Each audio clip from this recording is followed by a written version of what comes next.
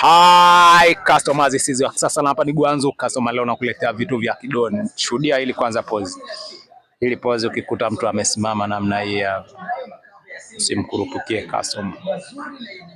Weka tu pose namna hii hapa, yani umwambie kitu kuhusiana na maisha customer, yani kaa mbali. Yani watu walitafuta vitu miaka hiyo customer, uweze kumwambia kitu customer. Kwa sasa vitu ambavyo nakuletea leo ni vile vitu ambavyo vimekaa namna hii hapa customer, vina mapozi 200 kidogo.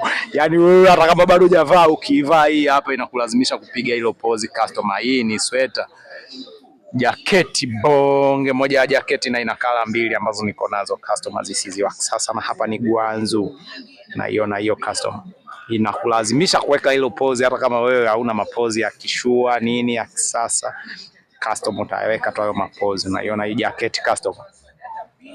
Yeah, from Gwanzu, this is what. Sasa na hapa ni Gwanzu customer, unaiona hiyo kala na ina kala hii hapa pia ni blue bonge moja jaketi customer, ina mfuniko hapa, unafunika kichwa chako. Ndio maana nimekuambia kwamba inakuwa inakulazimisha kuweka mapozi ya kishua ambayo wewe mwenyewe hujui mapozi ya kisasa inayo ndani yake. Kwa hiyo customer, wewe kama hujui mapozi, basi vaa hii jaketi. Ni namna gani hapo utajikuta tu na mapozi yako namna hii hapa.